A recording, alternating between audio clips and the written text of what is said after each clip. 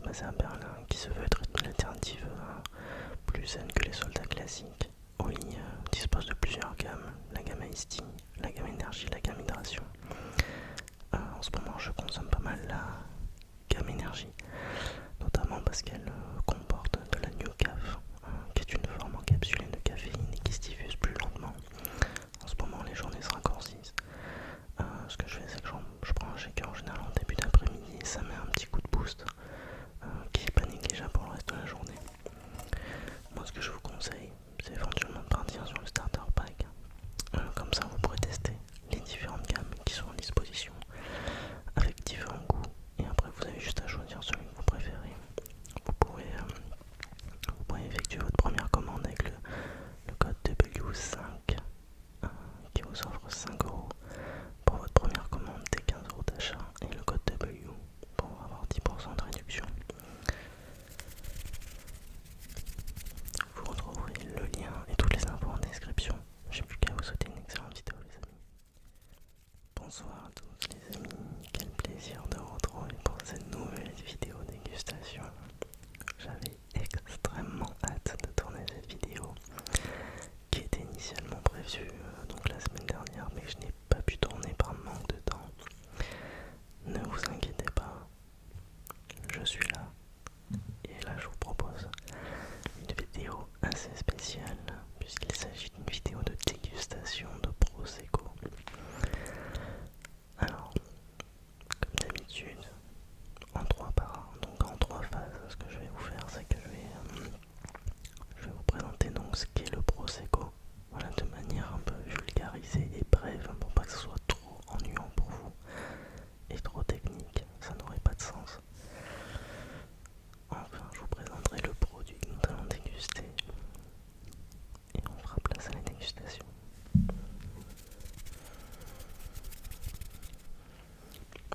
Alors, dans un premier temps, le Prosecco, pour ceux qui le connaissent, c'est en effet un vin blanc pétillant italien, originaire de la région de Vénétie en Italie, donc c'est dans le nord-est de l'Italie. En Italie aussi, ils ont des appellations, tout comme en France. En France, nous avons différentes appellations. Et vous avez des sigles d'appellation comme l'appellation d'origine protégée, l'appellation d'origine contrôlée. Voilà, ce genre de choses. Même s'il me semble que l'AOC maintenant n'existe plus, il n'existe plus que l'AOP. Quoi qu'il en soit, en Italie vous avez deux types d'appellations. Vous avez la DOC et DOCG. En tout cas pour les Prosecco. Pour les Prosecco, le cépage principal est le Glera. Donc vous savez, le cépage, c'est la variété de raisin qui est utilisée donc, pour la production du vin. Donc pour ce vin blanc mousse italien, pétillant, mousse pétillant. La variété est le Glera et parfois il est complété avec certaines variantes comme le Pinot Noir, etc. Pinot Noir, je sais pas si vous vous souvenez, cépage, l'un des cépages principaux, en tout cas pour les vins rouges de Bourgogne. Voilà. La méthode de fabrication, alors parfois je sais que certaines personnes ont parfois tendance à confondre ou alors à associer le Prosecco et le champagne à juste titre parce que ce sont tous deux des vins blancs pétillants. Mais la méthode de fabrication n'est pas tout à fait la même puisque comme le champagne, le Prosecco dispose de fermentation, sauf que la deuxième fermentation se fait en cuve, elle est plus rapide. Alors que la méthode champenoise, la méthode de fermentation est plus lente. Elle se fait en bouteille, ça demande plus de moyens, plus de gestion. Et ça explique du coup la différence des coûts entre une bouteille de champagne et une bouteille de Prosecco qui est beaucoup plus accessible.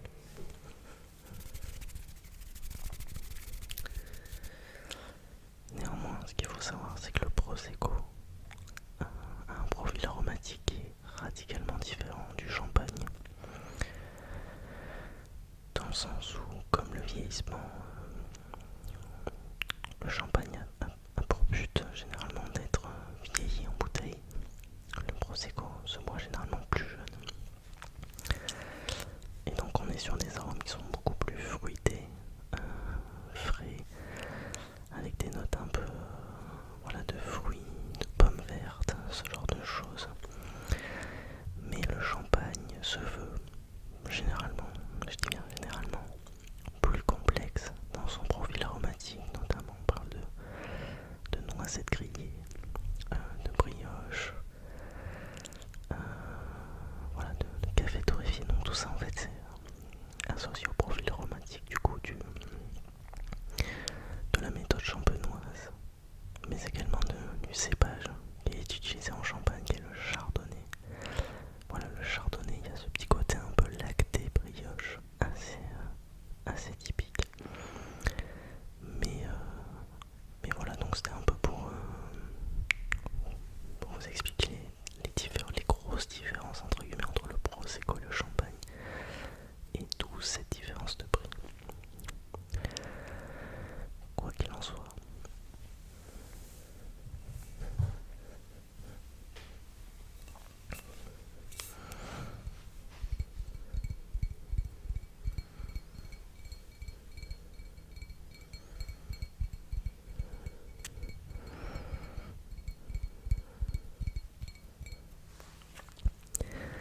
il est très frais. Les amis, je cite un Prosecco, donc c'est un Bottega Vino dei Poeti. Désolé pour les Italiens, peut-être que mon italien est assez mauvais, c'est pratiquement sûr. C'est un Prosecco de la maison Bottega, 11% de volume d'alcool. Un Prosecco, ça se boit extrêmement frais, encore plus frais je dirais que le vin blanc, parce que le vin blanc c'est que généralement entre 6, éventuellement 6 degrés. Le Prosecco, le service conseillé c'est 4-5 degrés. Bon, la différence n'est pas énorme, mais bon. Et donc c'est un Prosecco DOC.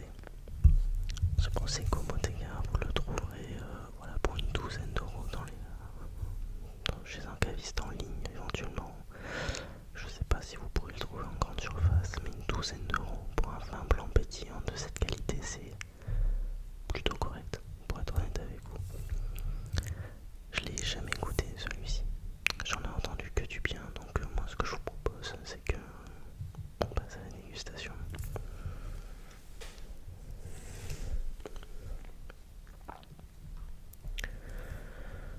Alors, je suis vraiment navré parce que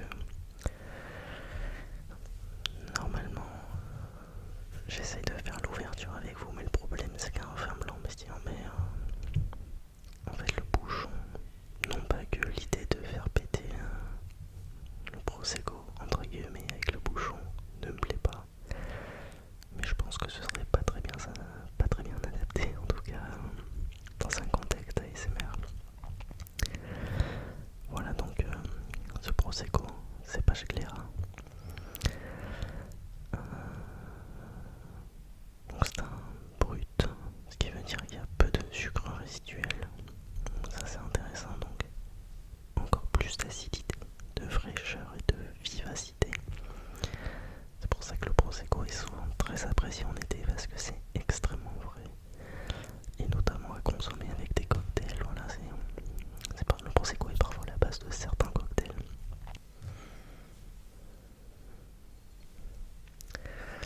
Alors, je ne sais pas si je vous ai montré ce verre. C'est un verre Riedel que mon école nous avait, que mon école m'avait offert quand je faisais mes études là-bas. Mais quand j'ai fait mon master spécialisé en vin spirituel, donc ils nous ont offert 4 verres Riedel à la rentrée. Et en fait, ce sont des verres à champagne, entre guillemets, à vin blanc.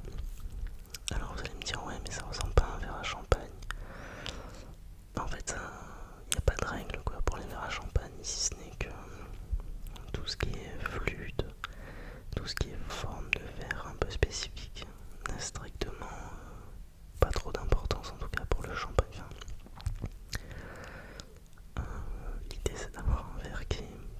pratique à manier entre guillemets.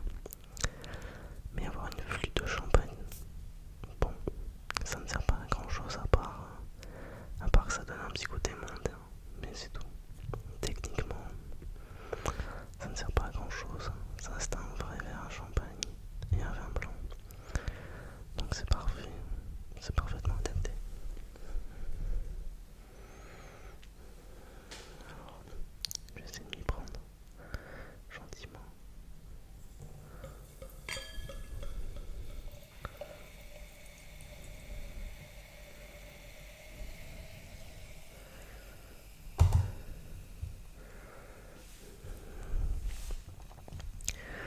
Bon, je vais pas que de ce passage, autant assumer, j'en ai foutu partout. Mais ça a un côté vraiment, regardez, écoutez le bruit.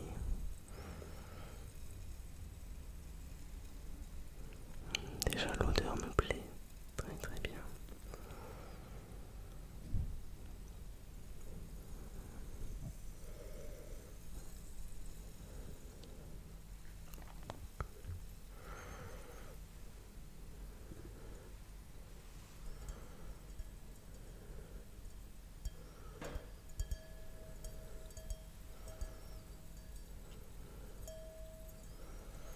Mes doigts vont seulement salir le faire.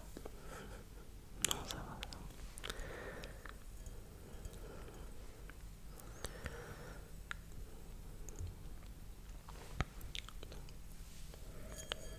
J'ai même pas envie de passer à la dégustation parce que le bruit des bulles dans mon retour de micro est génial.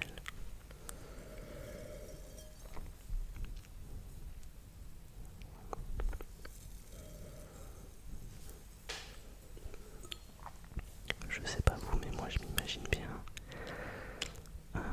posé sur une terrasse en Italie,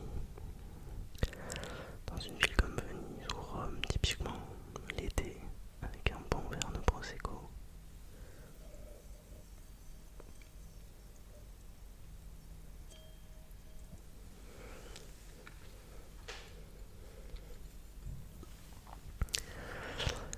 Et pour certains j'imagine que ce serait un spritz. Donc pour ceux qui ne savent pas, le spritz c'est un cocktail à base de Prosecco. Après vous avez le Rossini, il me semble qu'il y a le Bellini aussi. Enfin, voilà, il y a beaucoup de variantes de cocktails à connotation italienne si je dis pas de bêtises. J'y ai pensé d'ailleurs, mais c'est vrai que les cocktails, je suis pas vraiment calé sur le sujet pour être honnête avec vous. Je connais le strict minimum et j'ai vraiment envie de m'y intéresser. Et je me dis que ça peut être des super sujets de vidéo en mode je vous fais découvrir un cocktail, etc. Genre des cocktails un peu spécifiques. J'ai tout un setup pour faire des cocktails. Mais après ça peut être à terme une excellente idée. Dites-moi ce que vous en pensez en commentaire les amis.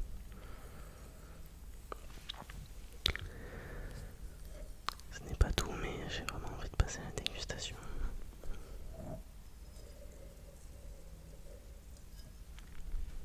Oh waouh.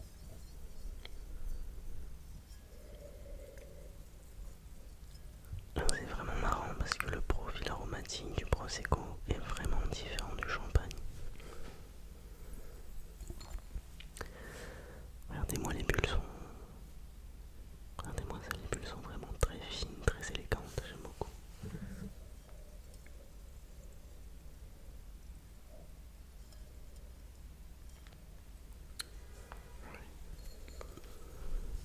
En fait on est vraiment...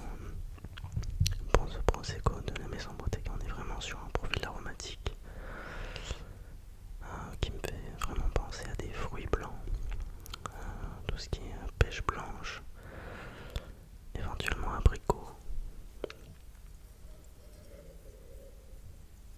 J'ai pas tant la pomme que ça, ce qui veut dire qu'on est sur un profil aromatique assez fruité, mais qui n'est pas non plus trop vert entre guillemets. Ce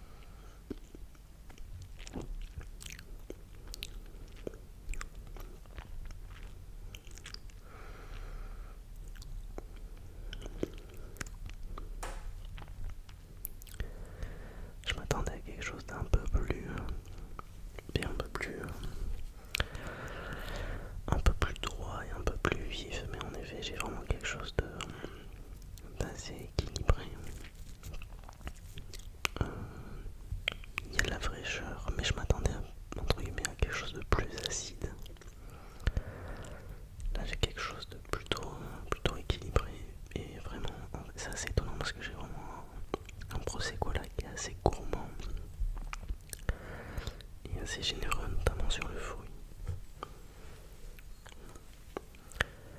Vous savez pas à quel point je suis content de faire cette vidéo, en vrai, je suis trop content.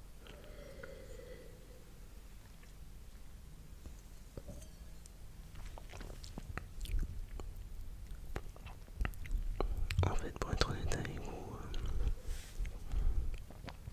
par manque de temps, je voulais pas tourner cette vidéo.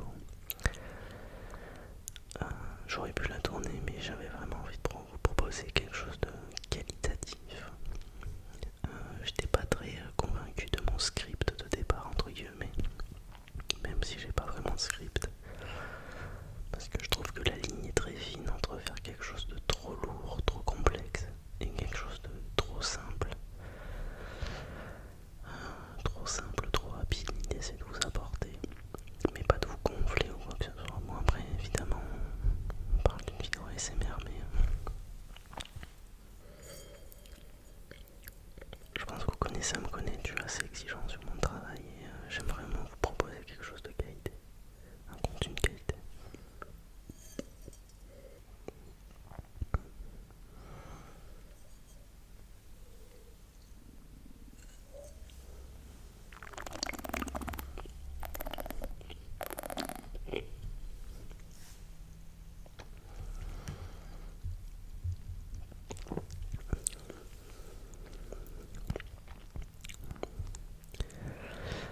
En fait, ouais, je le trouve assez polyvalent, assez agréable.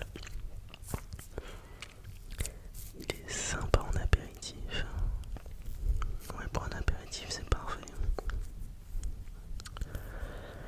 On a vraiment quelque chose de vraiment. Ce que je disais, c'est qu'il est. En fait, c'est intéressant parce qu'il est équilibré. Je m'attendais vraiment à quelque chose de beaucoup plus vif, beaucoup plus droit.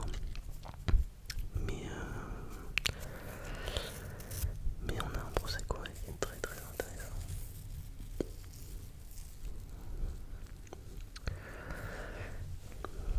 Alors, on a parfois tendance à penser que le prosecco et le champagne se dégustent avec du dessert, avec un dessert. En vérité, ce n'est clairement pas la combinaison idéale. Le vin pétillant de manière générale se consomme tout aussi bien en accord, mais notamment avec pour le prosecco qui est un vin blanc pétillant, pardon, assez frais, assez vif, assez acide. Ça se marie super bien avec des entrées, avec du poisson, des fruits de mer crus. C'est nickel en apéritif, idéalement également, avec beaucoup de fraîcheur, etc. Donc moi c'est ce que je préconiserais en tout cas. Et je pense même qu'avec du fromage, l'accord peut être vraiment, vraiment intéressant avec certains fromages. Parce qu'on est vraiment sur un profil avec une forte acidité. Quand je dis forte acidité, c'est pas quelque chose de désagréable, c'est quelque chose de vraiment frais. Et je pense qu'avec un fromage, ça peut vraiment équilibrer le côté gras du fromage à tester. J'avais déjà testé une fois avec un champagne à déguster pendant le fromage et c'était vraiment très très bon. Alors je doute pas qu'avec un prosecco, ça peut être tout aussi intéressant.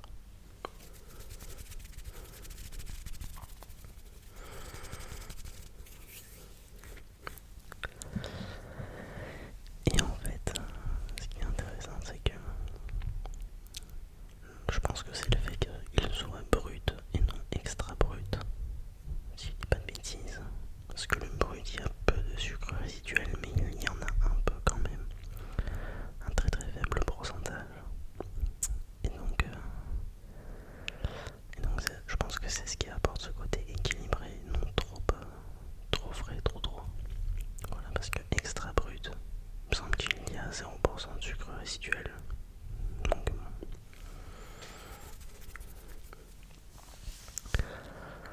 sur ce les amis,